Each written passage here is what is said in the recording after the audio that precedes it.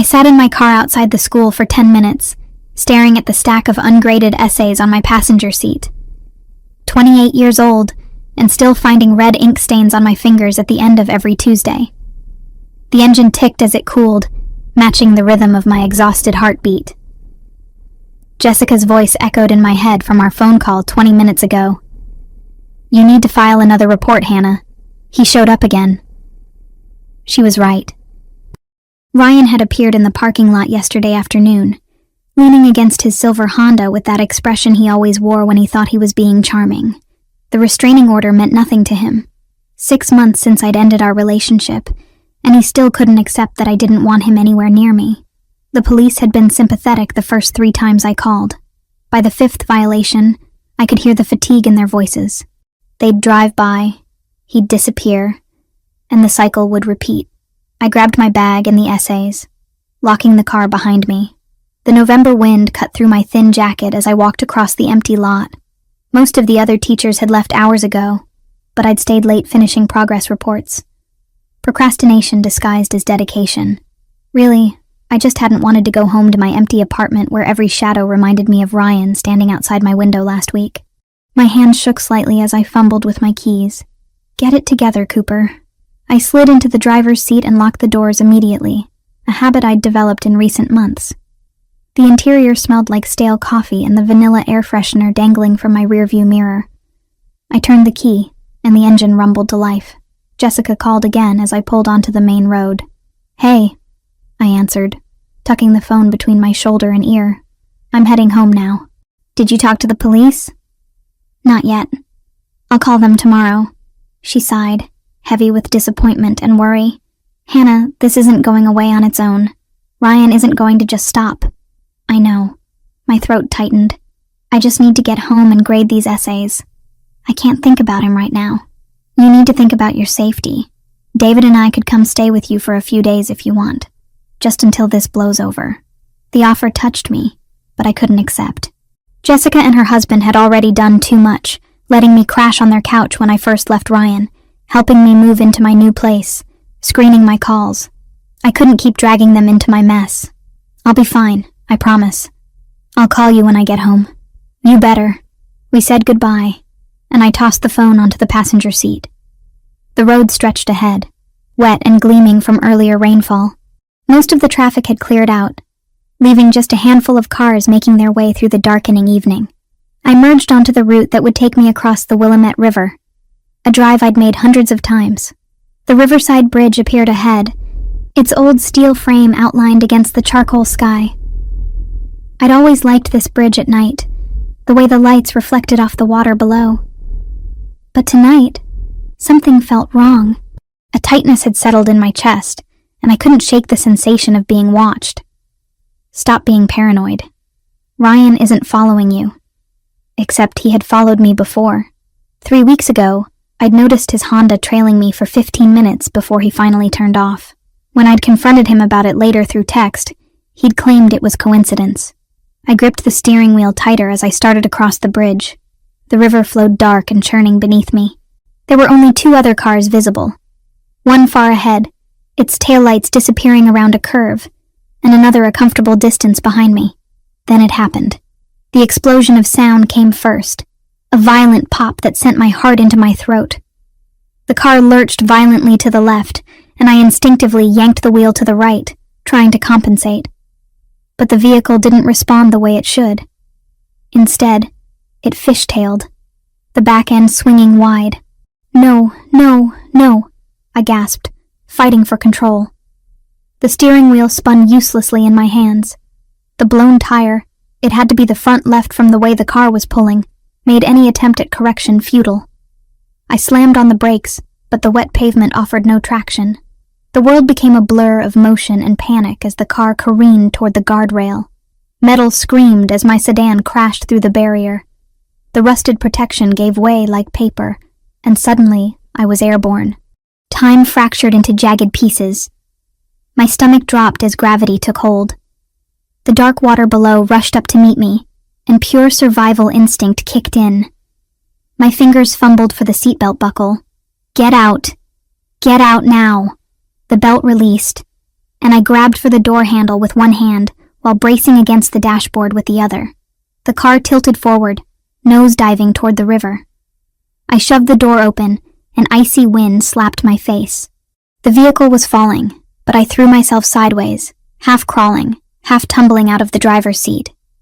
My shoulder hit something hard, maybe the door frame, and then I was sliding across wet metal. The car continued its descent, and I reached desperately for anything to grab onto. My fingers closed around the edge of broken concrete where the guardrail had been. The impact jarred through my arms, nearly tearing my grip loose. I screamed. The sound ripped away by wind as my body swung beneath me. My feet dangled over nothing, over the black expanse of river waiting below. The car hit the water with a muffled crash that I felt more than heard. Cold spray exploded upward, reaching my legs. I hung there, fingers white-knuckled against the rough concrete, every muscle screaming as I tried to pull myself up. But I couldn't. I didn't have the strength. Headlights suddenly illuminated the scene. A car had stopped behind where mine had crashed through. I heard a door slam, then running footsteps.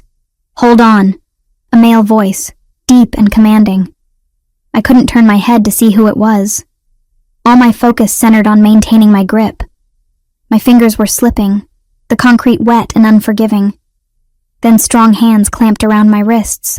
"I've got you," the voice said, closer now. "Don't let go," as if I had a choice.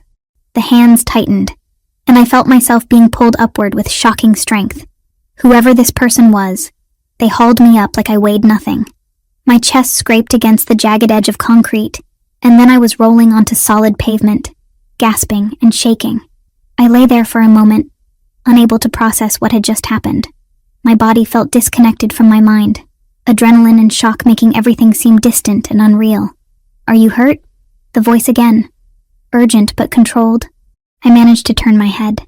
Through the haze of panic and the glare of headlights, I saw him, tall, broad-shouldered, dressed in dark clothing that seemed to absorb the light. His face was shadowed, but I caught the gleam of his eyes, a warm brown that seemed almost amber in the strange illumination. "I don't know," I managed to whisper. My throat felt raw, as if I'd been screaming for hours. He knelt beside me, and I noticed his hands, still resting lightly on my arms, were steady, not shaking at all. Despite having just pulled someone from the edge of death, his face came into clearer view as he leaned closer, checking me for injuries. Strong jaw, dark hair pushed back from his forehead, an intensity in his gaze that made me feel simultaneously safer and more exposed than I'd ever been. "Can you move?" he asked. I tested my limbs, wiggling fingers and toes. Everything hurt, but nothing felt broken. "Yes, we need to get you off this bridge." "Can you stand?" With his help, I struggled to my feet. My legs felt like water, barely able to support my weight. He kept one arm around my waist, supporting me effortlessly as he guided me toward his car. I caught a glimpse of it, a sleek black sedan that screamed money. Another man appeared, this one older and bulkier, emerging from the driver's side. "Boss, police will be here soon. We should move." "Boss?" The word registered dimly through my shock. "Get the door," the man holding me ordered. The driver complied immediately, opening the back door of the sedan. My rescuer helped me into the leather interior, and I sank into the seat, trembling violently now that the adrenaline was fading.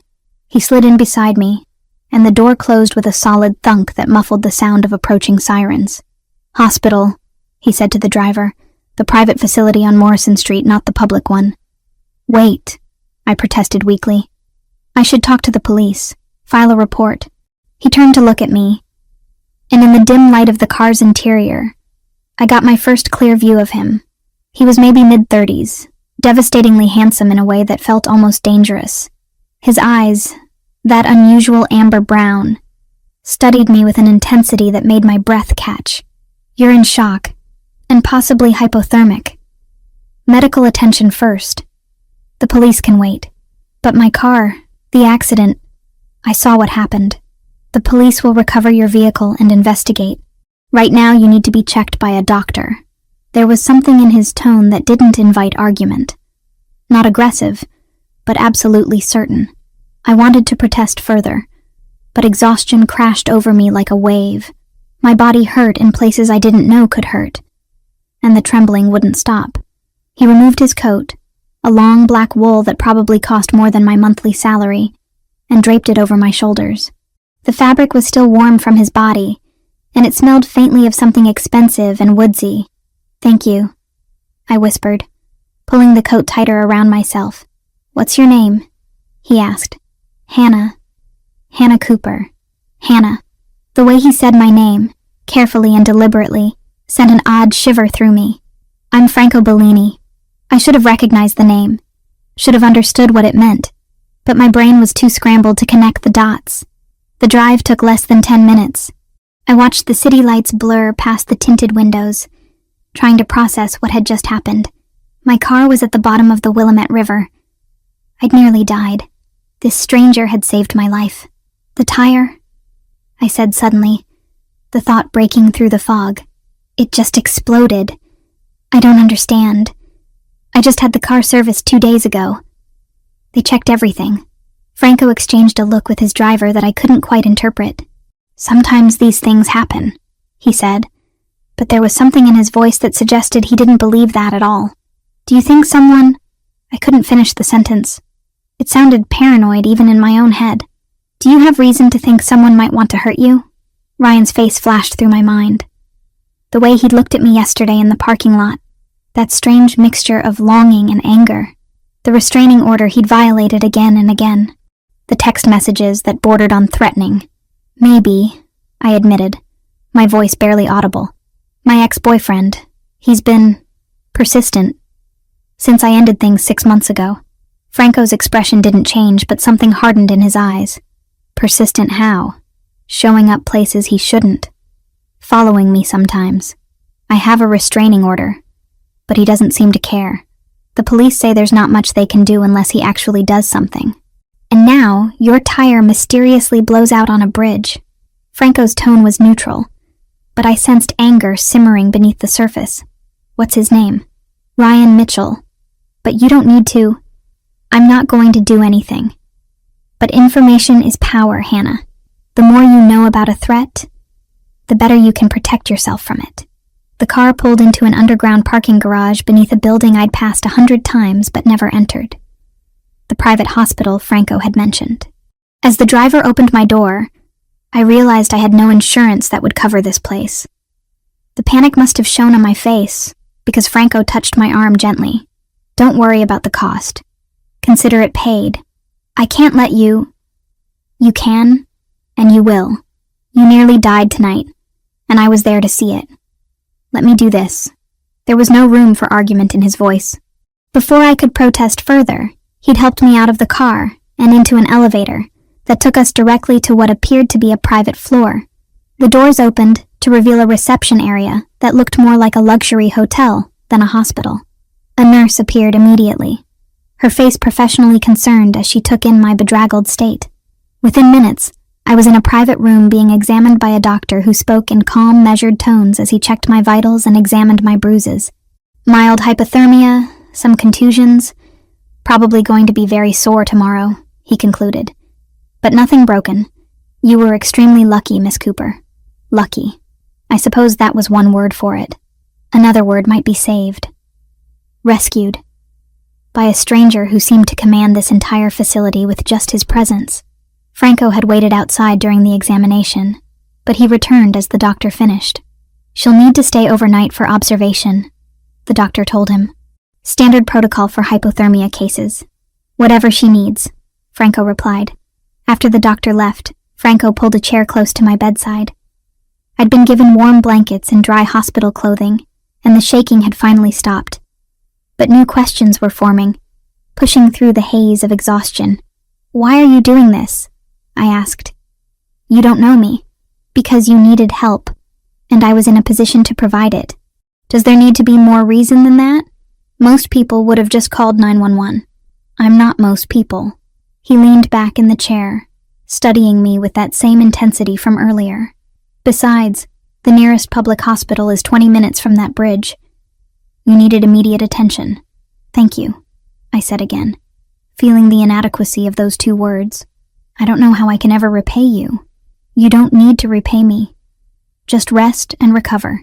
Tomorrow we can worry about the police report and recovering your belongings from the car, if anything survived. The mention of tomorrow made reality sink in deeper. I'd almost died tonight. Someone might have tried to kill me, and this stranger, this Franco Bellini, had pulled me back from the edge. Who are you? I asked quietly. Really? He was quiet for a long moment, and I wondered if he'd answer. Finally, he spoke. Someone who happened to be in the right place at the right time. For now, that's all you need to know. It wasn't an answer, but exhaustion was winning the battle against my curiosity. My eyelids felt impossibly heavy, and the warm blankets were pulling me toward sleep despite my racing thoughts. Rest, Hannah, Franco said, his voice softer now. You're safe here, I promise. And strangely, impossibly, I believed him. As I drifted toward unconsciousness, the last thing I saw was Franco's amber eyes watching over me, and the last thing I felt was an odd certainty that my life had just changed in ways I couldn't yet understand. Sunlight filtered through cream-colored curtains when I opened my eyes, painting golden rectangles across unfamiliar walls. For a disoriented moment, I couldn't remember where I was. Then the events of last night crashed back, and I sat up too quickly, my bruised body protesting the movement. The private hospital room looked nothing like any medical facility I'd ever seen. More like an upscale hotel suite with its plush armchair, mahogany side table, and abstract artwork on the walls. The monitor beside my bed beeped steadily, tracking vitals I couldn't interpret. An IV drip fed clear liquid into my arm, the needle secured with medical tape that pulled at my skin. My phone. I needed my phone. I scanned the room frantically until I spotted it on the table beside a vase of fresh white lilies. Someone had retrieved it from my car or found it on the bridge. I reached for it, wincing as muscles I'd forgotten existed made themselves known. 17 missed calls from Jessica. 23 text messages. Most from her. A few from other concerned friends who must have heard somehow. I scrolled through Jessica's messages, watching them escalate from worry to panic. Where are you? Call me back. Hannah, seriously, you said you'd call when you got home. I'm starting to get worried. David's ready to drive around looking for you. The last one had come at 2 a.m. I called the police. They said there was an accident on Riverside Bridge. Please tell me that wasn't you. I dialed her number before I could second-guess the decision. She answered on the first ring. Hannah? Oh my God, are you okay? Where are you? I'm fine, I said, though my voice sounded rough and strained. I'm at a hospital. There was an accident, but I'm okay. Just bruised. What hospital? I'll come right now. David and I have been up all night. I glanced at the door, half expecting Franco or one of his people to appear and stop me from giving out information, but the hallway beyond remained quiet. Morrison Street. It's a private facility. I'm in room... I checked the small placard by the door. 314. We'll be there in 20 minutes. Don't move. As if I could go anywhere. After she hung up, I tried to piece together what I knew. My car was at the bottom of the Willamette River. The tire had blown out, sending me through a guardrail that should have been stronger. Franco Bellini had pulled me from the edge, brought me here, and paid for everything without asking for my insurance information. The door opened, and a nurse entered, carrying a breakfast tray that looked catered rather than hospital-issued. Fresh fruit, yogurt, granola, and coffee that smelled expensive. Good morning, Miss Cooper, she said with a professional smile. How are you feeling? Sore. Confused. When can I leave? The doctor will be in shortly to evaluate you. Your vitals have been stable all night, which is encouraging. She set the tray on a wheeled table and positioned it within my reach. Mr. Bellini asked us to notify him when you woke. Would you like me to do that? The question felt loaded with implications I couldn't quite grasp. Is he still here? He left around 3 this morning, but asked to be informed of any changes in your condition. Of course he did. I picked at the fruit, my appetite non-existent despite the quality of the food. The nurse checked my IV, made notes on a tablet, and left me alone with my thoughts. Franco Bellini. The name tugged at something in my memory. A half-forgotten news article, or snippet of conversation. But exhaustion and medication made it impossible to focus. All I could remember clearly were his amber eyes and the certainty in his voice when he'd promised I was safe. Jessica burst through the door exactly 19 minutes later, David right behind her. She looked like she'd aged 5 years overnight. Her red hair pulled into a messy ponytail, dark circles under her eyes. "Oh my God," she breathed, rushing to my bedside. "When I saw the news this morning about a car in the river, I thought, I'm okay," I repeated, letting her hug me despite the protests from my ribs. "Really, just banged up." David stood at the foot of the bed, his expression grim. At 31, Jessica's husband had the kind of steady, reliable presence that made you feel safe. Right now he looked ready to fight someone. "What happened?" he asked. "The news said a vehicle crashed through the guardrail, but they haven't released any details." I told them everything. The phone call with Jessica, the drive home, the sudden tire blowout, hanging from the bridge's edge. I described Franco's rescue in detail, watching their faces shift from relief to confusion to suspicion. "Wait," Jessica interrupted. "This guy just happened to be behind you, pulled you up, and then brought you to a private hospital? He didn't call an ambulance? He said the public hospital was too far away." David's frown deepened. Morrison Street Private is where politicians and CEOs go when they need discretion. It's not exactly a trauma center. "It has excellent facilities," I defended, though I wasn't sure why I felt the need to justify Franco's decision. "They've taken good care of me." "I'm sure they have." Jessica sat on the edge of my bed, taking my hand. "But who is this Franco Bellini? Did you get his contact information? We need to thank him properly." Before I could answer, the door opened again. I expected the doctor, but instead, a man in his late 40s entered, dressed in a sharp gray suit. He had the kind of face that revealed nothing, weathered and cautious. "Miss Cooper," he said, his voice carrying a slight accent I couldn't place. "I'm Joseph Caruso, head of security for Mr. Bellini. I hope I'm not interrupting." Jessica and David exchanged glances. "Security?" Jessica asked. Joseph pulled a tablet from his briefcase, not acknowledging her question. "I've been investigating the incident last night. With your permission, I'd like to discuss what we found." "We?" I asked. "Mr. Bellini asked me to look into the circumstances of your accident. He was concerned about some of the details." David stood straighter. "Shouldn't the police be handling this?" "The police are conducting their own investigation, of course. But Mr. Bellini has resources they don't." Joseph tapped his tablet, bringing up images.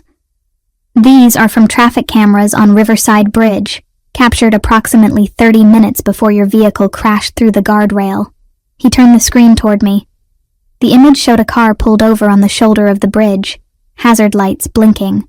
The license plate was covered, deliberately obscured with what looked like mud or paint. This vehicle was stationary for approximately 8 minutes before driving away. Shortly after it departed, you entered the bridge. He swiped to another image, this one showing debris on the road that I'd been too focused on driving to notice. "These are consistent with industrial nail strips, the kind used in controlled tire punctures."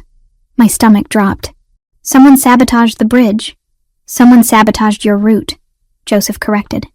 "The debris was concentrated in the right lane, exactly where you'd be driving based on your typical patterns." "Wait," David interjected. "How do you know her typical patterns?" Joseph met his gaze without flinching. "Mr. Bellini is thorough.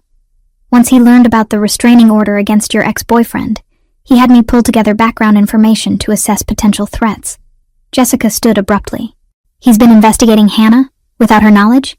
"He's been protecting her," Joseph corrected, his tone mild but firm. "There's a difference." The room felt suddenly smaller, the air heavier.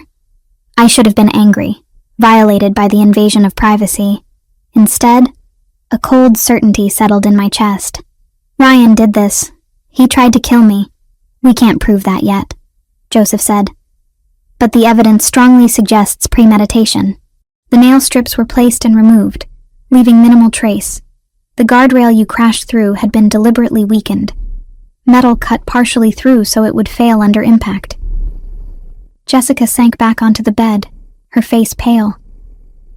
This wasn't just road rage or an accident. This was planned. Extensively planned, Joseph agreed. Whoever did this knew your schedule, knew which route you'd take, and had the time and resources to prepare the trap. The police, I said weakly. Have you told them? We've shared what we found. They're examining the vehicle, though recovery from the river may have compromised evidence. He swiped to another set of images. However, we managed to locate these before the city's recovery team arrived. The photos showed metallic fragments, twisted and sharp. The remnants of industrial nail strips photographed in situ before they could be washed away or lost. David moved closer, studying the images. This is solid evidence. They can trace where these were purchased, look for witnesses. We're already doing that, Joseph said. Mr. Bellini has contacts throughout the city. We'll find answers faster than official channels. Why? The question burst out of me. Why is Franco doing all this? He doesn't know me. We're complete strangers. Joseph's expression softened slightly. The first crack in his professional facade. Mr. Bellini believes in protecting people who can't protect themselves.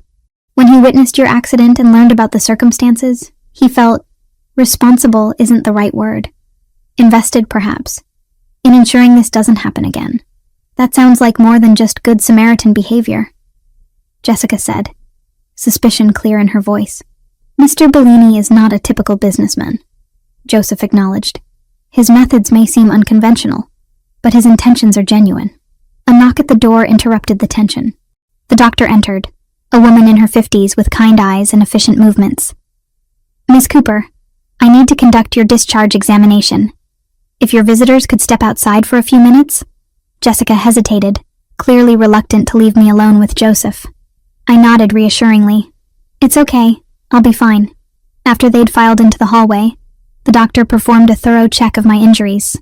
The bruising was spectacular, purples and yellows blooming across my ribs and shoulders, but nothing was broken. The mild hypothermia had resolved overnight. You're extremely fortunate, she said, helping me sit up. Given the height of that bridge and the temperature of the water, this could have ended very differently. When can I leave? Within the hour, if you have somewhere safe to go and someone to stay with you for the next 24 hours. You shouldn't be alone. Jessica and David returned as the doctor finished her notes. Joseph had disappeared, apparently deciding discretion was appropriate during the medical examination. You're staying with us, Jessica announced before I could suggest otherwise. No arguments. David already called the school and told them you'd be taking a few sick days. Relief and guilt warred in my chest. You guys have already done so much. We're doing what friends do, David said firmly. Besides, until they catch whoever did this, you shouldn't be in your apartment alone. The door opened again, and this time Franco Bellini entered. He looked different in daylight, less like a shadow and more like a man. His dark suit was perfectly tailored. His hair still damp as if he'd recently showered.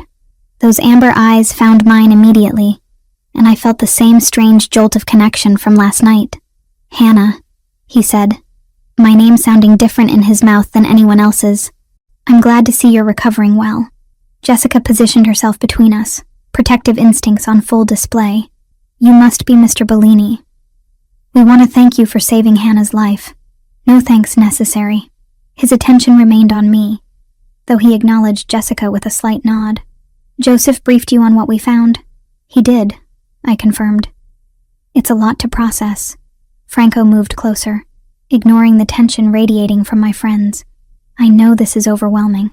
You've been through a traumatic experience, and now you're learning it was deliberate. But I want you to understand something important. He pulled a chair close to my bedside, sitting so we were at eye level. The intimacy of the gesture wasn't lost on anyone in the room. You're not safe going back to your normal life right now. Whoever did this, whether it's your ex-boyfriend or someone else, they're still out there. They failed once. They might try again. The police will protect her, David said, though his tone lacked conviction. Franco's expression remained neutral. The police will do what they can within their limitations. I can offer something more comprehensive. Such as? Jessica's voice was sharp with suspicion. I have a property outside the city. Secure, private, fully staffed.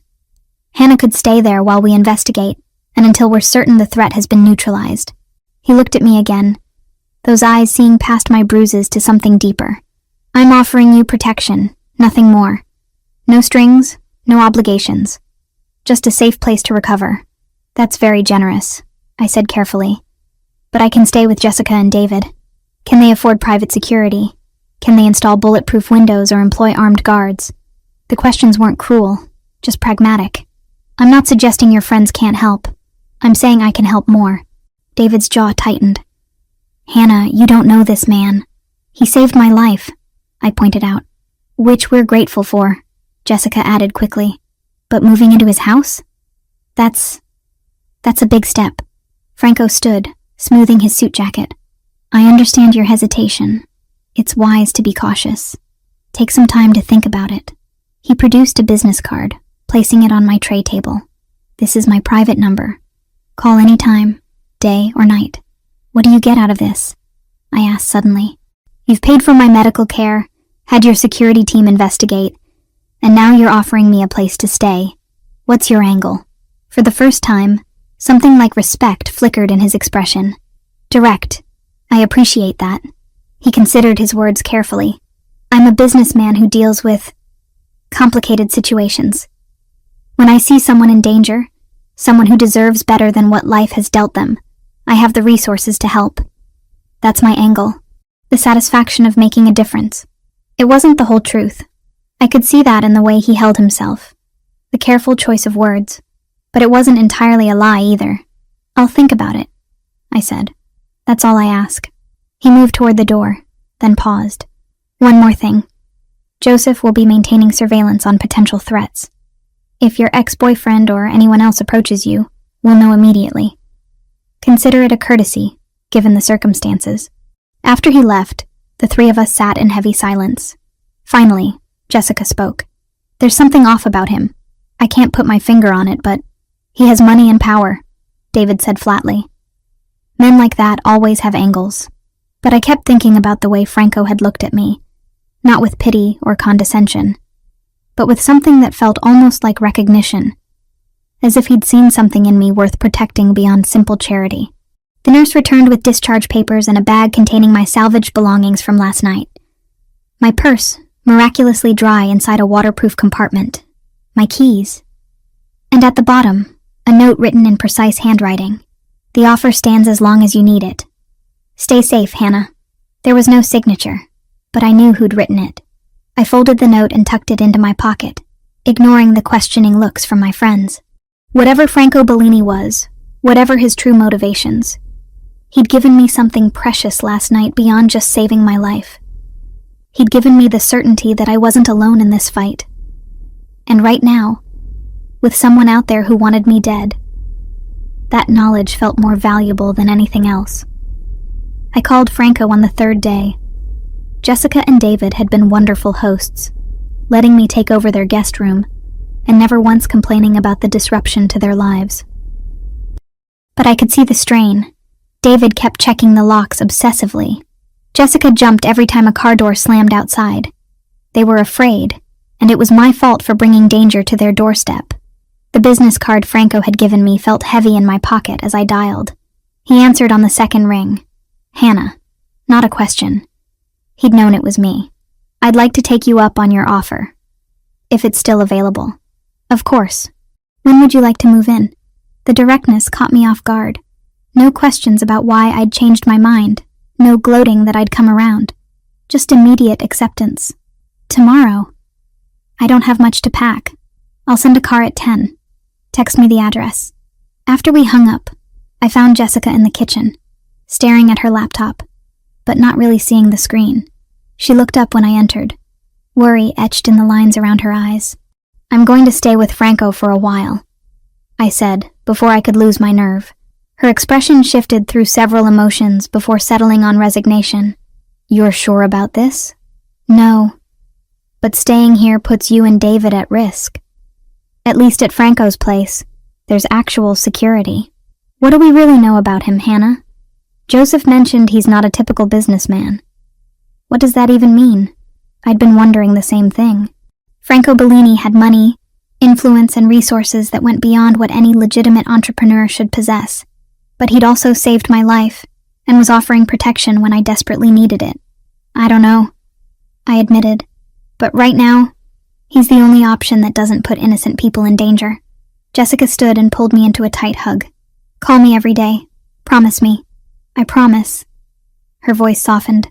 After what happened on that bridge, I can't blame you for choosing the place with guards and gates. Just don't let him decide who you are, okay?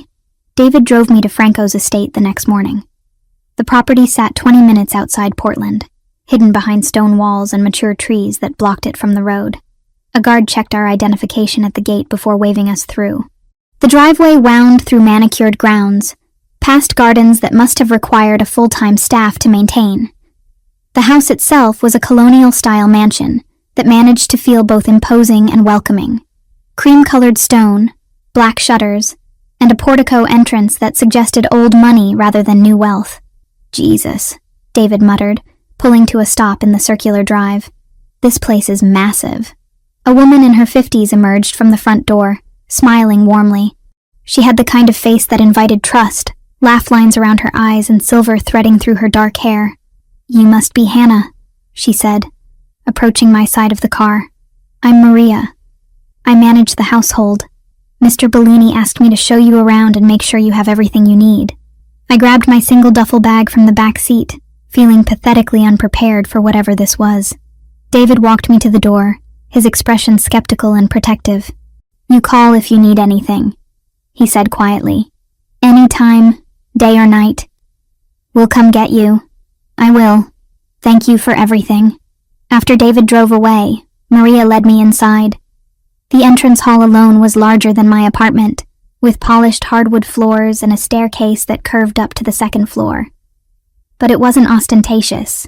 Family photos lined the walls, and fresh flowers filled a vase on a side table. Mr. Bellini is in the city handling business, Maria explained as we walked. But he wanted me to make sure you're comfortable. I'll show you to your room. She led me upstairs and down a hallway lined with closed doors. My room was at the end, spacious and bright with windows overlooking the gardens. A queen bed dominated the space, dressed in soft linens. A private bathroom connected through a door on the left. This is beautiful, I said, setting my bag on the bed. Mr. Bellini said to give you the blue room. It gets the best morning light. Maria moved to the windows, adjusting the curtains. The house has security, but you're free to move around as you please. Kitchen, library, gardens, all available. Dinner is usually at 7 if Mr. Bellini is home, but I can bring something to your room if you prefer. Thank you, Maria. This is more than generous. She smiled gently. Mr. Bellini is a good man, whatever else people might say about him. You're safe here, Hannah. After she left, I unpacked my meager belongings and tried to settle in. The room felt like a luxury hotel, not quite real. I tested the bed, soft but supportive, and explored the bathroom, which had a clawfoot tub and the kind of expensive toiletries I'd only seen in magazines. Eventually, restlessness drove me downstairs. I wandered through the main floor, taking in the formal living room, the study lined with books, the dining room that could seat 12. Everything was tasteful, expensive, but lived in. Not a showpiece, but an actual home. I found my way to the back of the house, where French doors opened onto a stone patio. Beyond that stretched the gardens I'd seen from my window. I stepped outside, breathing in the November air, crisp and clean. That's when I heard it. Church bells, distant but clear. Following the sound, I walked through the garden along a path lined with late-season roses. The bells grew louder until I reached a small building tucked among the trees. A chapel, its white stucco walls and simple cross unmistakable. The door stood slightly ajar. I hesitated, feeling like an intruder, then pushed it open quietly. The interior was simple but beautiful. Wooden pews, stained glass windows that cast colored light across the floor, and at the front, an altar with a crucifix. And kneeling before that altar, head bowed in prayer, was Franco Bellini. He wore dark pants and a white shirt, the sleeves rolled to his elbows. His hands were clasped, lips moving silently. I'd never seen anyone pray with such intensity, such complete focus. It was intimate in a way that made me feel I shouldn't be watching. I started to back out, but a floorboard creaked under my foot. Franco's head lifted, and he turned to look at me. For a moment, Neither of us spoke. "I'm sorry," I said quietly. "I didn't mean to interrupt." "You're not interrupting." He stood with fluid grace, crossing himself before walking down the aisle toward me. "I'm glad you found this place. It's open to you any time. You have your own chapel." My grandmother insisted when my father built this house. She said no home was complete without a place to pray. He gestured to the pews. "Walk with me?" We sat in the second row, the silence comfortable rather than awkward. I studied the stained glass, the way light fractured through the colored panes. "Maria said you're in the city often," I ventured. "Business requires my attention, but I try to be home for evening prayer." He glanced at me. "Does this surprise you, that I'm religious?" "A little. Most people I know who go to church do it on Sundays for an hour. This seems different. Faith isn't something you do once a week. It's how you live, the choices you make, the person you try to be." His expression turned contemplative. Even when those choices are complicated, there was weight behind those words, a story I didn't yet know. I wanted to ask what he meant. What kind of business required armed security and private investigators? But fear held me back. Sometimes ignorance felt safer than truth. "Thank you for letting me stay here," I said instead. "You don't need to thank me. This is the right thing to do." We sat in silence for a while longer before Franco checked his watch. "I should let you settle in. If you need anything, Maria can help." "And Hannah?" He waited until I met his eyes. "You can go anywhere on the property. Consider this your home while you're here." After he left, I remained in the chapel, trying to reconcile the man who prayed with such devotion with the man who commanded such obvious power. The contradiction fascinated and frightened me in equal measure. Dinner that evening was surprisingly casual. Maria had prepared pasta with a simple tomato sauce, salad, and bread that smelled like it had been baked that afternoon. Franco joined me in the smaller dining room off the kitchen, still dressed in his work clothes, but with his tie removed and collar loosened. "How was your first day?" he asked, serving himself pasta. "Surreal. Beautiful, but surreal. The adjustment takes time. You've been living in survival mode for months. Safety feels strange when you're not used to it." Yeah, the observation was too accurate. "How do you know so much about me?" Joseph's reports were thorough. But also I recognized the signs. The way you check exits, watch shadows, startle at unexpected sounds. He took a bite of pasta, considering his words. "You've been hunted. It leaves marks." Speaking from experience? Something dark flickered across his face, in a manner of speaking. We ate in silence for a moment before I gathered courage. "Joseph mentioned your business involves complicated situations. What does that mean exactly?"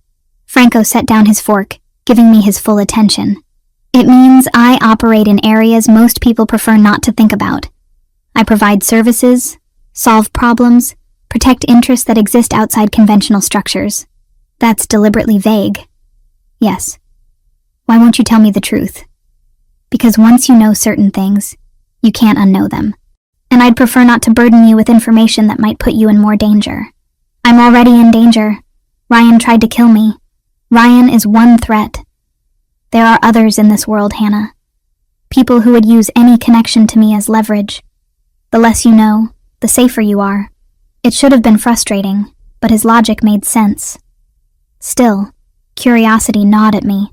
"Are you part of organized crime?" He studied me for a long moment. "Would it matter to your decision to stay here if I was?"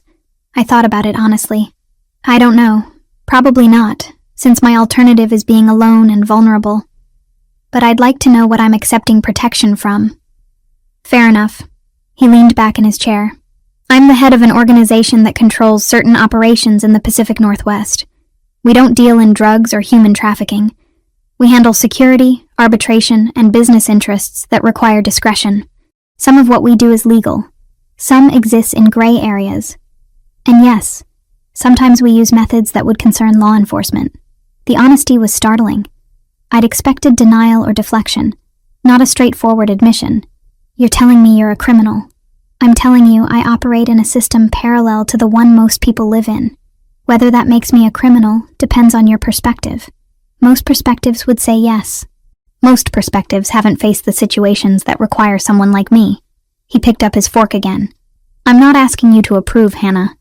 Just to understand that the protection I'm offering is real and effective, precisely because of what I am. We finished dinner with safer topics, Maria's cooking and the history of the estate, but Franco's confession lingered in my mind. He was a criminal who prayed daily, a man of violence and faith. The contradiction should have sent me running. Instead, it made him seem more human, more real than the mysterious savior who'd pulled me from the bridge. That night, lying in the comfortable bed in the blue room, I heard footsteps in the hallway. Quiet, measured. I held my breath until they passed, heading toward the stairs. Later, much later, I heard them return. Franco, I realized. Doing rounds, checking the house, ensuring everything was secure. I fell asleep feeling safer than I had in months, despite knowing I was under the protection of a man who operated outside the law, or perhaps because of it. In a world where someone had tried to murder me with industrial nail strips and a weakened guardrail. Maybe conventional safety was an illusion. Maybe what I needed was someone who understood danger intimately, who moved through shadows and knew how to fight back. Morning arrived with weak sunlight filtering through the curtains. I showered, dressed in clean jeans and a sweater from the clothes Maria had somehow procured in my size, and made my way downstairs. The house was quiet, except for sounds from the kitchen. Following coffee's aroma, I found Franco at the table reading a newspaper, already dressed in another expensive suit. "Good morning," he said, glancing up. "There's fresh coffee and Maria left breakfast warming in the oven." I poured coffee and retrieved a plate of eggs and toast. "Do you always wake up this early?" "Habit from my father. He believed mornings were for prayer and planning." Franco folded the newspaper. "Joseph has an update on your case. He'll be here this afternoon if you're willing to meet with him." "What kind of update?" "Evidence linking your ex-boyfriend to the sabotage. And something more concerning." His expression grew serious. "The O'Sullivan organization has been making inquiries about you." "Who are the O'Sullivans?" "A rival group operating in the area. They've been looking to expand into territory I control. If they've connected you to me, they might see you as leverage." My stomach dropped. "But how would they even know about me? We only met a few days ago. You left the hospital with me. We had dinner here. In this world, information travels fast." He reached across the table, his hand covering mine briefly. "I'm telling you this not to frighten you, but so you understand why security here is necessary. Why leaving the property right now would be dangerous. So I'm trapped here. You're protected here. There's a difference. But was there really? I'd escaped Ryan's control only to accept Franco's protection, which came with its own boundaries and restrictions. The gilded cage was more comfortable, but it was still a cage. Franco seemed to read my thoughts. "I know this isn't the freedom you wanted, but it's temporary. Once we neutralize the threats, you can return to your life. What if the threats never go away? What if this is my life now?" He was quiet for a moment, and when he spoke, his voice held unexpected gentleness. "Then, we find a way to make it bearable. Together." The word hung between us, carrying implications I wasn't ready to examine. Together suggested partnership, connection, something more than just protection and gratitude. And the way Franco looked at me, with warmth tempering the intensity in his amber eyes, made my pulse quicken in a way that had nothing to do with fear. I pulled my hand away, needing distance to think clearly. "I should call Jessica. Let her know I'm settling in." "Of course. Your phone works here, though Joseph has added some security protocols to prevent tracking." After breakfast, I retreated to my room and called Jessica. She answered immediately, relief evident in her voice. "Thank God. I was starting to worry when you didn't call last night. I'm sorry. It was a long day and I crashed early." I filled her in on the estate, careful not to mention Franco's confession about his business. Some things were mine to process before sharing. "So, you're really staying there? With this man we barely know?" "For now. It's either this or put you and David at risk again." She sighed heavily. "I hate this. I hate that you're in this situation." "I know. Me too." We talked for another 20 minutes, catching up on her school news and David's work. Normal things that felt increasingly distant from my new reality. After hanging up, I noticed a text from an unknown number. Opening it, I found a message from Joseph. Meeting at 2 p.m. in Mr. Bellini's study. Be prepared for disturbing information. The warning made my hands shake slightly as I set the phone down. Whatever Joseph had discovered, it was bad. And in a world where someone had already tried to kill me once, that was saying something. 2 weeks at Franco's estate had given me a false sense of security. I fell into a rhythm. Mornings in the chapel listening to church bells. Afternoons reading in the library. Evenings sharing meals with Franco when business allowed him to be home. The bruises from the bridge had faded to yellow-green shadows, and the nightmares came less frequently. Then Jessica called with news that shattered the calm. The school needs you back, she said. Mrs. Peterson is asking when you'll return. They can't hold your position forever. I stood by the window in my room, watching security patrol the grounds. I don't know if I can come back yet. Hannah, it's been 2 weeks. You can't hide forever. The word hide stung, because it was accurate. Someone tried to kill me, Jess. I know. But you have a life, a career. You can't let Ryan take that away too. After we hung up, I found Franco in his study reviewing documents. He looked up as I entered, immediately setting aside his work. Everything all right? My school wants me back. Jessica thinks I'm hiding. Are you? The directness caught me off guard. Maybe. But I'm also staying alive. Franco stood and moved to the window beside me. Joseph has teams watching the school. If you want to return to work, we can arrange protection. Discreet protection? Because having bodyguards follow me into classrooms isn't exactly subtle. 2 people in the parking lot, plain clothes. You'd never know they were there. The offer was generous, but doubt gnawed at me. What if Ryan shows up again? Then my people will handle it before he gets within 50 feet of you. Franco's tone left no room for doubt. You don't have to decide today, but I won't keep you prisoner here, Hannah. This is meant to be sanctuary, not a cage. I made the decision that night and called the school the next morning. Mrs. Peterson, my principal, sounded relieved. We've missed you, Hannah.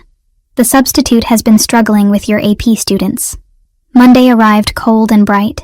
Franco insisted on driving me himself, rather than sending his usual driver.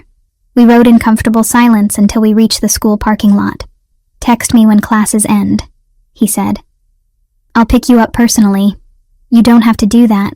I want to. His amber eyes held mine. Be careful today. The school felt simultaneously familiar and alien. Students rushed past chattering about weekend plans. Teachers gathered around the coffee machine in the break room. Jessica spotted me immediately and pulled me into a tight hug. Thank God. I was starting to think you'd never come back. Neither was I admitted. My first 3 periods passed without incident. The students asked where I'd been, and I gave vague answers about a family emergency. By lunch, I'd almost convinced myself everything would be fine. Then I saw him. Ryan stood across the parking lot, leaning against a chain-link fence separating the school property from a public street. He wore sunglasses despite the overcast sky, but I knew he was watching me. My blood turned to ice. I pulled out my phone with shaking hands and texted Franco. He's here. The response came within seconds. Don't approach. Security is moving in. Stay inside. But I couldn't move. Couldn't look away. Ryan lifted one hand in a casual wave, and the gesture felt like a threat. Jessica appeared at my elbow. Hannah? What's wrong? Ryan, by the fence. She followed my gaze, her face draining of color. We need to call the police. Franco's people are already handling it. 2 men I hadn't noticed before approached Ryan from different angles. They didn't touch him, didn't speak loudly. But Ryan's body language changed immediately. He stepped back, hands raised in mock surrender. Then he was gone, disappearing down the street with Franco's security following at a distance. My phone rang. Franco's voice was tight with controlled anger. He violated the restraining order. I'm calling the police now. He didn't actually come on school property. He doesn't need to. The order specifies he can't be within 200 feet of you. That fence is maybe 100 feet from where you're standing. Police arrived 20 minutes later. I gave my statement to an officer who looked tired and skeptical, as if restraining orders were suggestions rather than legal requirements. We'll pick him up, he said without enthusiasm. But Miss Cooper, you should know these situations rarely resolve quickly. He'll post bail, and you'll be right back where you started. So what am I supposed to do? Wait for him to actually hurt me before you take this seriously? The officer's expression softened slightly. I'm on your side. But the system has limitations. My advice? Stay somewhere safe and keep your phone charged. After school, I found Franco waiting in the parking lot as promised. The look on his face when I approached made students stop and stare. There was nothing soft about him in that moment, just cold fury barely contained. Get in the car, he said quietly. We drove in silence until we left the city limits. Then Franco pulled onto a side road and parked. This can't continue, he said, still gripping the steering wheel. Ryan is escalating. The police arrested him. He'll be out by tomorrow morning, and next time he'll be smarter about it. Franco turned to face me. I need to tell you something Joseph discovered this morning. My stomach dropped. What? Ryan has been meeting with members of the O'Sullivan organization. Multiple times over the past 3 weeks. The people you said were your rivals. Yes. They've been funding him, providing resources. The tire sabotage, the surveillance. It wasn't just Ryan acting alone. The parking lot. Ryan appearing at the school. None of it had been coincidence. Why would they help him? Because they identified you as someone I care about. Someone they could use against me. The word care hung between us, loaded with implications neither of us had addressed directly. This is insane, I whispered. I met you 2 weeks ago. How could they possibly know you care about me? Franco's expression turned rueful. Because I've been obvious about it. The private hospital, bringing you to my home, personally driving you to work today. In my world, those actions speak loudly. So, I'm a target because you saved my life. You're a target because Ryan is obsessed and violent, and the O'Sullivans saw an opportunity to exploit that. He reached across and took my hand. None of this is your fault, Hannah. But it felt like my fault. My poor judgment in dating Ryan. My inability to protect myself. My acceptance of Franco's help that had painted a target on my back. What do we do now? We adapt. Increase security. Limit your exposure. And I deal with the O'Sullivans directly. Deal with them how? Franco's expression went flat. However necessary. The drive back to the estate was quiet. Both of us lost in thought. When we arrived, Franco disappeared into his study for a series of phone calls while I retreated to the library. Evening fell, and Maria brought dinner on a tray since Franco was still working. I picked at the food, appetite gone, mind replaying Ryan's wave in the parking lot. The casual arrogance of it, knowing he'd gotten under my skin. Franco found me hours later, curled in an armchair with an unread book. He looked exhausted, tie loosened and hair disheveled from running his hands through it. Joseph has people watching Ryan's apartment, he said, sitting across from me. The moment he's released, we'll know. This isn't sustainable. I can't spend my life running from him. You won't have to. Franco leaned forward, elbows on his knees. I promised to keep you safe, and I intend to honor that. But Hannah, you need to understand something. The path forward might require actions that make you uncomfortable. What kind of actions? The kind that ensure Ryan and the O'Sullivans understand you're permanently off limits. I should have been frightened by the implication. Instead, I felt something else. Relief, maybe. That someone was finally willing to fight back on my behalf. I trust you. I heard myself say. I don't know why, but I do. Franco's expression softened. That's dangerous. Trusting men like me. Maybe. But men like you are the only ones who've actually helped. He stood and offered his hand. Come with me. There's something I want to show you. I followed him through the house and out to the gardens. Night had fallen completely, stars visible above the trees. Franco led me to the chapel, its white walls glowing in the moonlight. Inside, candles flickered on the altar. Franco had been here recently, praying again. When my father died, Franco said quietly, I made promises I've spent 15 years keeping. Promises to protect the family, maintain our territory, never show weakness. He turned to face me. But tonight, in this place, I want to make a different promise. My heart hammered against my ribs. Franco, I will keep you safe, Hannah. Not because you're leverage or responsibility, but because from the moment I pulled you off that bridge, you became important to me. more important than business or territory or any promise I made to dead men. The rawness in his voice undid something in my chest. I closed the distance between us, reaching up to touch his face. He caught my hand, holding it against his cheek. "You deserve better than this," he murmured. "Better than me, better than this life. Stop telling me what I deserve. Let me decide that." Then I kissed him, not desperately like I might have after the trauma of the bridge, but deliberately, choosing him, choosing this, choosing to stop running from the one person who'd truly seen me. Franco responded with surprising gentleness, one hand cradling the back of my head, while the other wrapped around my waist. The kiss deepened slowly, building heat between us that had nothing to do with danger and everything to do with want. When we finally broke apart, both breathing hard, Franco rested his forehead against mine. "This changes things," he said. "I know. I'm not an easy man to love, Hannah. I'm not asking for easy. I'm asking for real." He pulled back enough to meet my eyes. "Real is all I know how to give." That night, lying in my bed alone because Franco insisted we take things slowly despite the kiss, I finally understood what I'd been feeling. Safety wasn't just about security teams and reinforced windows.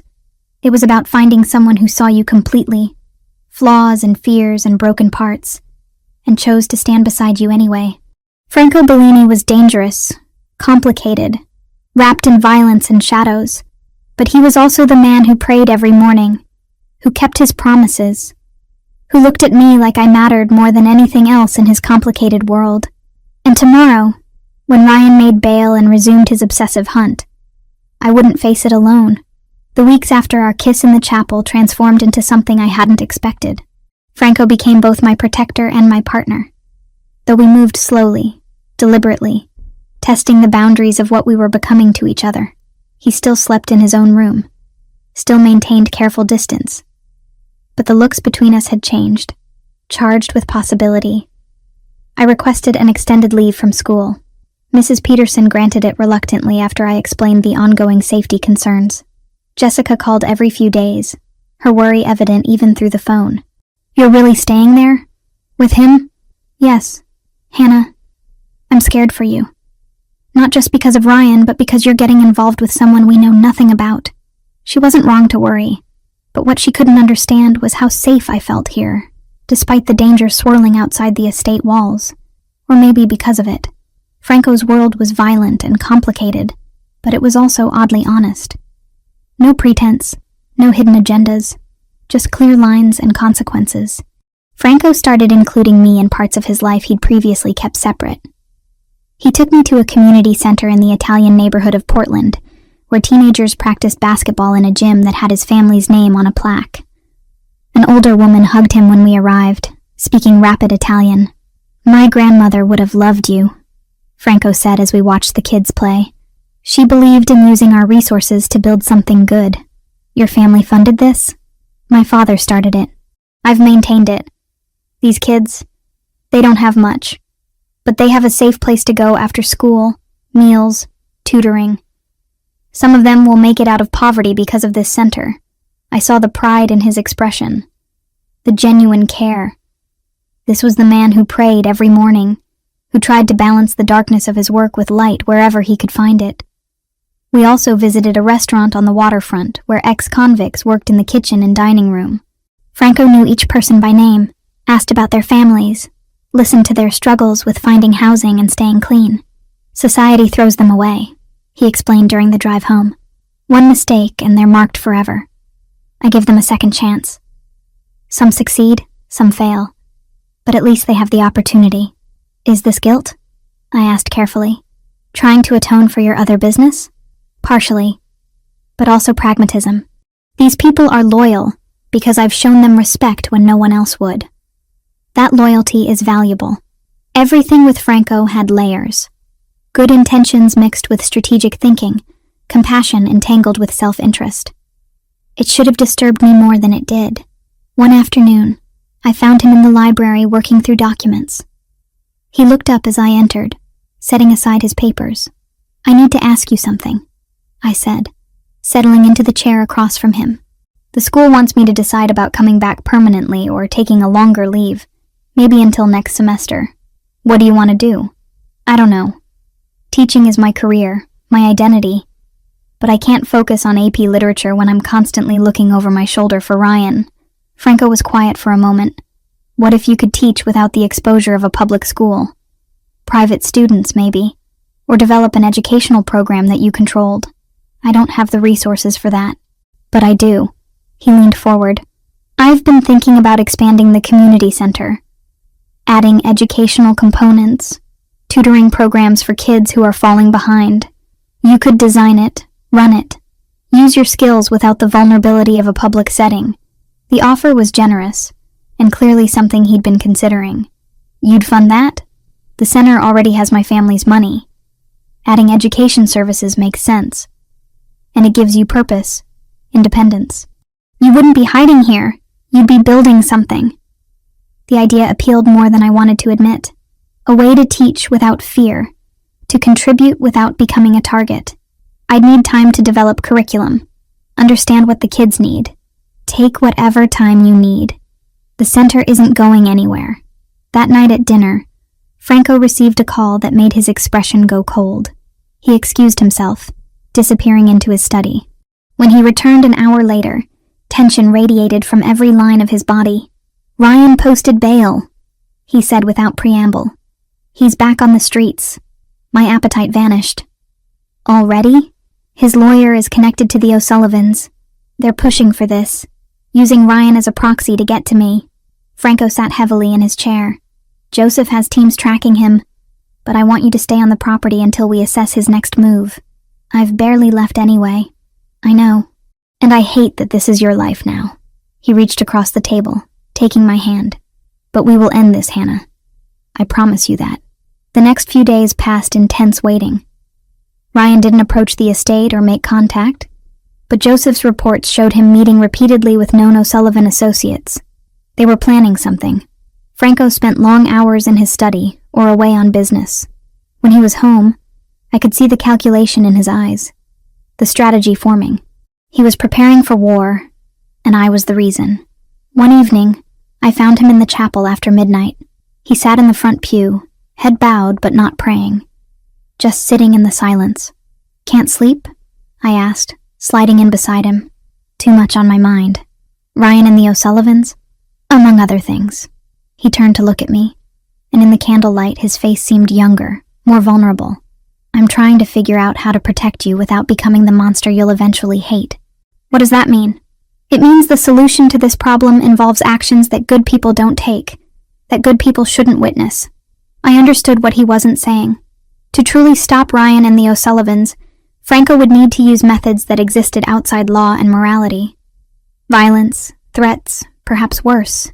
I'm not as innocent as you think, I said quietly. I've spent months wishing Ryan would just disappear, imagining scenarios where he couldn't hurt me anymore. Those aren't the thoughts of a good person either.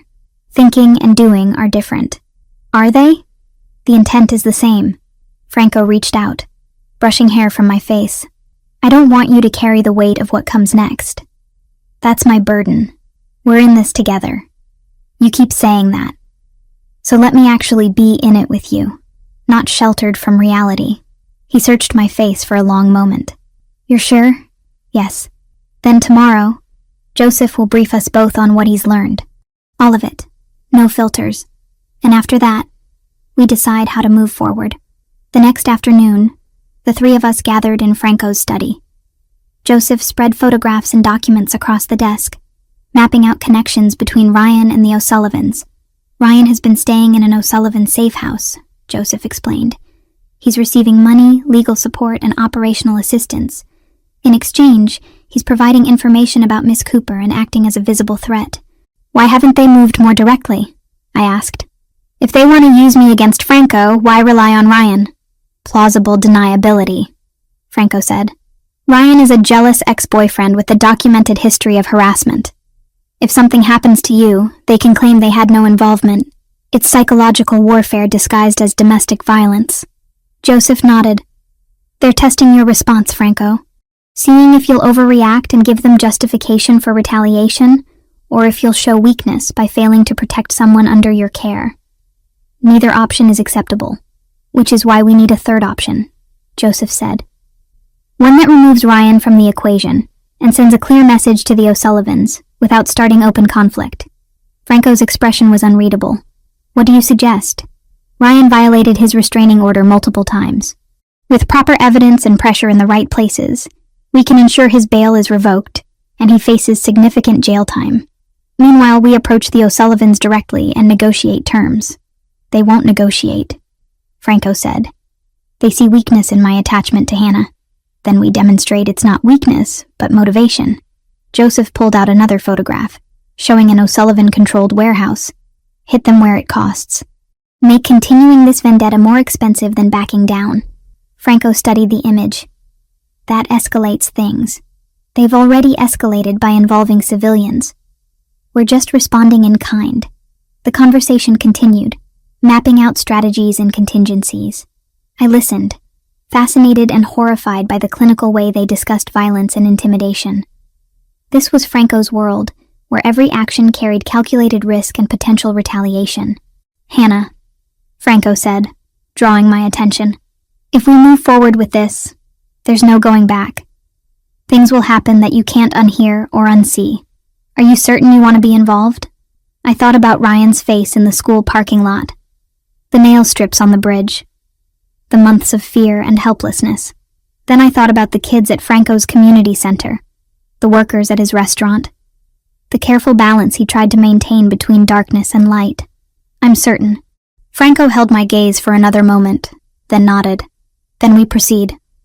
Joseph, start preparing. I want detailed plans by tomorrow night. After Joseph left, Franco pulled me close, wrapping his arms around me. I rested my head against his chest, listening to his heartbeat. No matter what happens, he said quietly, you stay safe. That's non-negotiable. You too.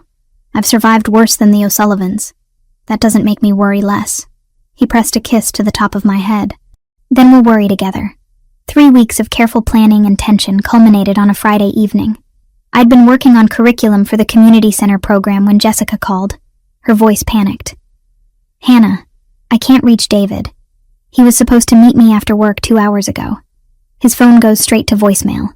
Ice flooded my veins. Where were you supposed to meet? That Italian restaurant downtown. The one where we had our anniversary. I ran to Franco's study. He was on the phone but ended the call immediately when he saw my face. Jessica's husband is missing. Franco's expression went cold. He dialed Joseph before I finished explaining, speaking in rapid commands. Within minutes, we had confirmation. David Turner had left his office at 5:30. His car was still in the parking garage. He'd never made it to the restaurant. The O'Sullivans took him, Joseph said over speakerphone. We're tracking now. Why David? I asked, though dread already supplied the answer. Leverage, Franco said grimly. They know Jessica is your closest friend. Taking her husband sends a message. My phone buzzed with an incoming video. Unknown number. Franco grabbed it before I could, his jaw clenching as he watched. He turned the screen toward me. David sat in a chair, hands bound, clearly frightened but unharmed. Behind him, 2 men I didn't recognize. The video had no audio, just David's terrified face, and a timestamp showing it was recorded 20 minutes ago. A text followed. Your choice, Bellini. The woman or the friend's husband. Midnight. Warehouse District, Pier 9. Come alone. They're forcing a decision, Joseph said. Classic intimidation tactic. Franco was already moving, grabbing his jacket and phone. Get the team ready. Full tactical. I want surveillance on that warehouse in 30 minutes. Franco? They said come alone. He turned to me, and the look in his eyes was absolutely lethal. I don't negotiate with people who take innocence. They want war. They'll get it. What about David? If you go in with force, I won't let them hurt him. But I also won't walk into a trap designed to eliminate me and leave you defenseless. He pulled me close, pressing a hard kiss to my forehead. Jessica needs to know. Call her. Bring her here. Maria will look after her while we handle this. The next 2 hours were the longest of my life. Jessica arrived shaking and pale, collapsing into my arms the moment she walked through the door. We sat in the living room while Maria brought tea neither of us touched. This is my fault, I whispered. They took David because of me. No, Jessica said fiercely. They took David because they're monsters. You didn't do this, Hannah, but I had. By accepting Franco's protection, by falling for him, I'd painted targets on everyone I cared about. Franco and 8 men left the estate at 11. I watched from the window as their vehicles disappeared into the night, carrying weapons and tactical gear. Joseph had stayed behind to coordinate from Franco's study, multiple screens showing surveillance feeds. You should try to rest, Maria said gently. Mr. Bellini knows what he's doing, but I couldn't rest. Couldn't do anything except pace and worry and replay every decision that had led to this moment. At 11:45, Joseph called us into the study. They're in position. The warehouse is as expected, minimal guards outside. David is being held on the 2nd floor, northeast corner. 2 men with him, 3 more on the ground level. Only 5? Jessica asked. That seems too few. It's a trap, I said. They're expecting Franco to bring backup. They have more people waiting. Joseph nodded grimly. We've identified 12 additional hostiles in adjacent buildings. Classic ambush setup. Jessica gripped my hand. Can Franco's people handle that? We're about to find out. The next 20 minutes passed in agonizing silence, broken only by Joseph's quiet communications with the team. Then, chaos erupted. On the screens, I watched as Franco's men moved with military precision. Simultaneous entry from multiple points, disabling the ambush before the O'Sullivan crew could react. Gunfire briefly, loud enough to make me flinch despite the poor audio quality. Then silence. David is secure, Joseph reported. 2 targets down, rest in custody. Mr. Bellini is proceeding to the 2nd floor. More tense minutes. Then Joseph's radio crackled. Franco's voice, controlled but carrying authority. We have David. No serious injuries. 2 O'Sullivan lieutenants in custody, including the one who sent the video. We're extracting now. Relief crashed through me so intensely I nearly collapsed. Jessica sobbed, burying her face in her hands. They returned an hour later. David stumbled out of the car, bruised but walking on his own. Jessica ran to him, and they held each other while Franco approached me. He's okay. Scared, but unharmed. Thank you. The words felt inadequate for what he'd done. This isn't over, Franco said quietly. But we sent a message tonight. No one under my protection is an acceptable target. Inside, Maria had prepared food and medical supplies. David sat at the kitchen table while Franco's doctor examined his wrists where the ropes had cut into skin. I'm sorry, I told David and Jessica. I'm so sorry you got dragged into this. David looked at me, his usual calm demeanor shaken but not broken. You didn't drag us anywhere. We chose to stand by you. That's what friends do. He's right, Jessica added. Though I'll admit, I didn't expect it to involve actual kidnapping. The O'Sullivans will retaliate, Franco said, accepting coffee from Maria. Tonight was a victory, but it escalates things. David and Jessica, you're welcome to stay here until we resolve this, or I can arrange protection at your home. They exchanged glances. We'll go home, David said, but we'll take the protection. Smart choice. Franco pulled out his phone. I'll have 2 men outside your house 24/7. They'll be discreet but effective. After they left with their security detail, Franco and I were finally alone. He looked exhausted, tension still visible in the set of his shoulders. You could have been killed tonight, I said, but I wasn't. And neither was David, which was the point. The O'Sullivans will think twice before targeting civilians again. We captured 2 of their senior people tonight. That's leverage for negotiation. I moved closer, wrapping my arms around him. I don't know what I would have done if something had happened to you. He held me tightly. Nothing happened. We're safe. David's safe. That's what matters.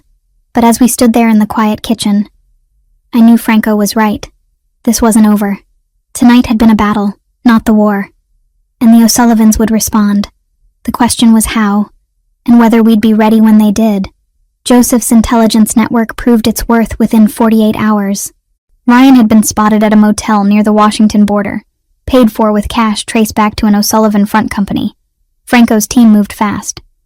I wasn't there for the capture, but Franco called me from the road. We have him. bringing him to a secure location for questioning. Is he hurt? No. And he won't be unless absolutely necessary. I know you need answers, Hannah. I'm going to get them. 4 hours later, Franco returned to the estate looking grim but satisfied. He found me in the library and sat heavily beside me. Ryan confirmed everything. The O'Sullivans approached him 3 months ago before the bridge incident. They offered money and support if he'd help them get to you. Knowing I'd feel responsible after saving your life, my stomach turned. So the bridge was always about you, not just Ryan's obsession. Both. Ryan's hatred gave them the perfect tool. They funded the sabotage, provided the nail strips, gave him technical assistance. But Ryan's the one who executed it, who wanted you dead even before they got involved. What about the insurance fraud? Franco's expression darkened further. $300,000 policy he forged 6 weeks before the bridge. If you died, he would have collected and disappeared, probably to Mexico where the O'Sullivans have connections. The casual calculation of my murder made me feel sick. Where is he now? Warehouse we control. Under guard. Joseph has all the evidence documented, statements recorded. We're turning everything over to the police through our contact in the department. Ryan will talk, implicate the O'Sullivans. That's the idea. But we have a more immediate problem. The 2 O'Sullivan lieutenants we captured during David's rescue have been talking too. Seems their leadership is furious about the botched kidnapping and wants to cut losses. What does that mean? They're willing to negotiate. Today, actually. Neutral ground, both sides bringing minimal security. Franco took my hand. This could end tonight, Hannah. All of it. Hope and fear warred in my chest. You trust them to negotiate in good faith? No. But I have leverage now. Ryan's testimony, their 2 lieutenants in custody, evidence of multiple crimes. The O'Sullivans can either deal or face a war they're not positioned to win. The meeting was set for 8 that evening, at a restaurant Franco owned downtown.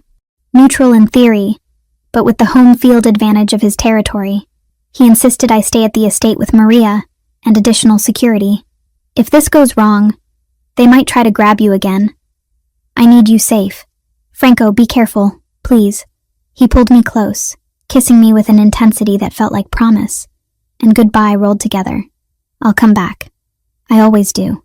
After he left, Jessica called. Her voice sounded steadier than it had in days. David told me what Franco's doing tonight. Trying to end this. Yeah, I'm terrified. Me too. But Hannah, David, and I talked. After everything that's happened, we understand why you're with Franco. He's not what we expected. What did you expect? A monster, honestly. But he risked his life to save David. That's not something monsters do. Her acceptance meant more than I could express. Thank you for not hating me. Never. You're my best friend. That doesn't change. 2 hours passed like decades. I tried reading, couldn't focus. Tried eating, had no appetite. Finally, Joseph emerged from Franco's study. It's going well. The O'Sullivans agreed to terms. They're signing documents now.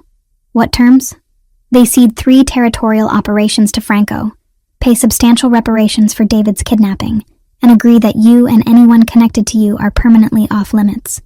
In exchange, Franco releases their 2 men and agrees not to pursue further retaliation for past actions. That's really it? They just accept defeat? They're pragmatic. Continuing cost them more than conceding. Franco demonstrated he's willing to escalate, that he has the resources and intelligence to hurt them badly. Sometimes knowing when to fold is the smart play. Franco returned just after 10, looking exhausted but triumphant. I met him at the door, and he swept me into his arms. It's over. Signed, witnessed, binding. The O'Sullivans are out. And Ryan? Being transferred to police custody tomorrow morning with a complete file of evidence. The prosecutor I spoke with expects multiple charges. Attempted murder, fraud, conspiracy, stalking. He's looking at 20 years minimum. Relief crashed through me so powerfully I started crying. Franco held me while I shook, all the fear and tension of the past months finally releasing. You're safe now, he murmured. Really, truly safe. That night, for the first time since the bridge, I slept without nightmares. The next morning brought reporters. Someone had leaked news of Ryan's arrest and the charges against him. My name stayed out of the press, thanks to victim protection laws. but speculation ran wild about organized crime connections. Franco handled it with characteristic efficiency. His lawyers issued statements. The restaurant where negotiations occurred suddenly had no security footage from that night. Joseph ensured no connection could be traced between Franco's organization and Ryan's capture. The police are taking credit for excellent investigative work, Joseph reported with slight amusement. They've even suggested Ryan might flip on organized crime figures to reduce his sentence. Will he? I asked. No. The O'Sullivans have made it clear through channels that his family's safety depends on his silence. He'll serve his time quietly. Jessica and David visited that afternoon. David looked better, the bruises fading, his natural calm returning. We wanted to thank you properly, Jessica said to Franco. For saving David, for ending the threat. We know you didn't have to do any of it. Hannah matters to me. People she cares about matter by extension. Franco's amber eyes found mine. Besides, no one threatens what's mine. The possessiveness should have bothered me. Instead, it felt like safety. Over the next 2 weeks, life found a new normal. I officially resigned from the school and began building the educational program at Franco's community center. Jessica visited regularly, our friendship stronger for surviving crisis together. Franco and I fell into the rhythm of actual partnership. He taught me about his world, the careful balance of power and respect that kept his organization stable. I showed him mine, sharing books and ideas and the simple pleasure of quiet evenings. One night, 3 weeks after Ryan's arrest, Franco found me in the library. He held a small velvet box, and my heart stopped. It's not what you think, he said quickly, seeing my expression. Not yet, anyway. But I wanted you to have this. Inside was a delicate gold chain with a small cross pendant. Simple, beautiful. It was my grandmother's. She wore it every day, said it reminded her that faith wasn't about perfection, but about trying to be better. He took the necklace out, fastening it around my neck. You make me want to be better, Hannah. Every day. I touched the cross, feeling the weight of what he was really saying. This wasn't a proposal, but it was a promise, a commitment to whatever we were building together. I love you, I said, the words finally finding their way out. Franco's face transformed, tenderness replacing his usual guardedness. I've loved you since the bridge. Since I pulled you up and saw the fight in your eyes despite the fear. He kissed me then, gentle and deep. And I knew with absolute certainty that my life had irrevocably changed the night my car went through that guardrail. Not just because of the danger, but because it had led me here, to this man, this complicated love, this unexpected future. Ryan Mitchell would spend the next 2 decades in prison. The O'Sullivans had retreated to lick their wounds, and I had found something I'd stopped believing existed. Someone who would stand between me and the world's darkness, without asking me to be less than I was. 3 months had passed since Ryan's arrest. The trial was set for next spring, but the prosecutor assured us the evidence was overwhelming. Franco's lawyer had ensured my testimony could be given via video to protect my identity. The peace with the O'Sullivans held. Joseph's reports showed they'd honored their agreement, staying clear of Franco's territory and making no moves toward retaliation. Business had actually improved for Franco, with the seeded operations bringing in substantial revenue. My educational program at the community center launched in January to an enthusiastic response. 20 students enrolled in the first session, mostly teenagers who'd fallen behind in traditional schools. Teaching them felt different than my old job, more personal and rewarding. Franco proposed on a Sunday evening in February. We'd been walking through the estate gardens, the last of winter's chill still in the air. He led me to the chapel, now familiar ground where we'd shared so many quiet moments. Inside, candles illuminated the altar. Franco had been here earlier, preparing. Hannah Cooper, he said, turning to face me and dropping to one knee. 6 months ago, I pulled you off a bridge, and my life changed forever. You brought light into darkness I'd accepted as permanent. You challenged me, matched me, made me want to be the man you deserve. He pulled out a ring, simple and elegant, with a single diamond. Not ostentatious, just beautiful. Marry me. Build a life with me. Let me spend every day proving you made the right choice. Tears blurred my vision. Yes, Absolutely yes. The ring slid onto my finger perfectly. Franco stood and kissed me, both of us laughing and crying simultaneously. Jessica screamed when I called her with the news. "Oh my God, you're marrying the Mafia boss. He prefers businessman." "I'm sure he does. Hannah, are you happy? Really, truly happy?"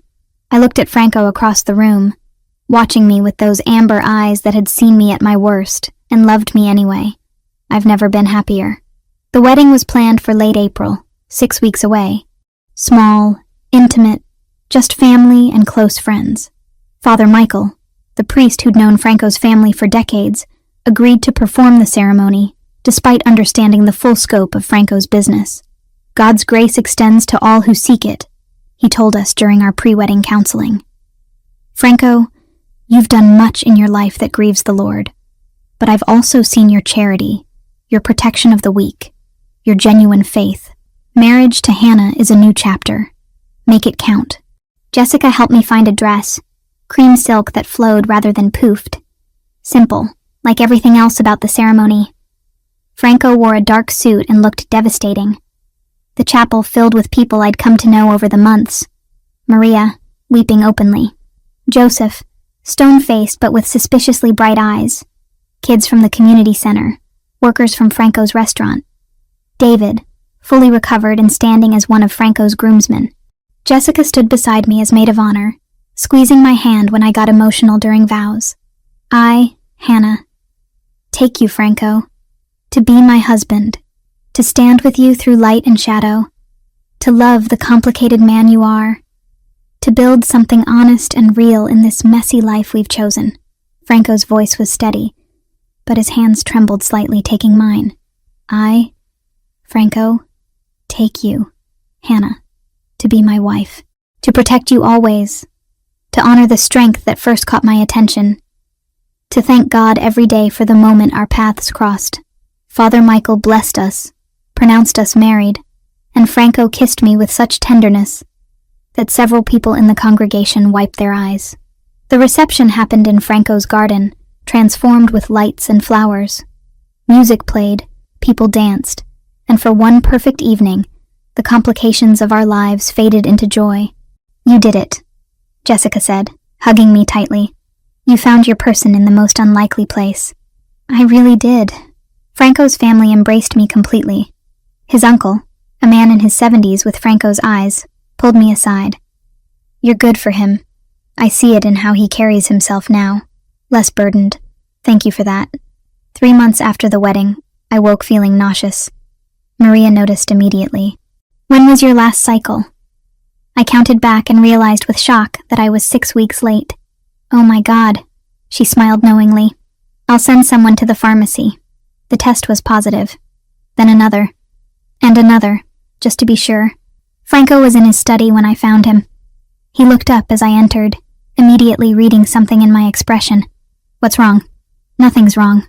I'm pregnant." He stared at me for a full 5 seconds. Then he stood, walked around the desk, and dropped to his knees in front of me. His hands went to my still flat stomach, his forehead resting against it. "Thank you," he whispered. "Thank you." I ran my fingers through his hair.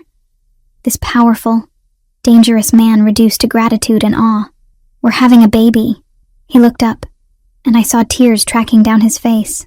A baby. Our baby. That night, he held me gently, one hand never leaving my stomach as if protecting what grew there. We talked about names, nurseries, what kind of parents we wanted to be. "I want better for our child than what I had," Franco said. "The family business, the violence, the moral compromises. I want them to have choices I didn't. We'll give them that. Together." Jessica and David visited the next day, David bringing flowers and Jessica bringing excitement. "A baby Bellini! This is amazing." She hugged me carefully as if I might break. "How's Franco handling it?" He cried. Actually cried. "That man really loves you." "I know. I really love him too."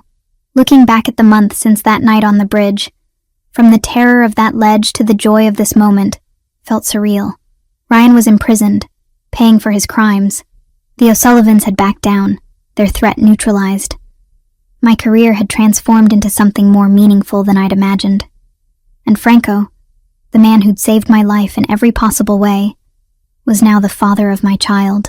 I stood in the garden that evening, watching sunset paint the sky gold and pink. Franco came up behind me, wrapping his arms around my waist. "What are you thinking about? That night on the bridge? How terrified I was. How certain I was going to die. And now?" I leaned back against him, feeling the solid strength that had never failed me. "Now I'm more alive than I've ever been." His lips brushed my temple. "Good, because this is just the beginning, Hannah. Our beginning." In the distance, the chapel bells rang for evening prayer. Franco would go soon to kneel before the altar, thanking God for grace he felt he didn't deserve, and I would wait here, one hand on my stomach, thinking about the future we were building together. A future born from tragedy, forged in danger, and secured by a love neither of us had expected but both of us had chosen. The hand that pulled me from the abyss had never let go, and I had no intention of ever releasing it either.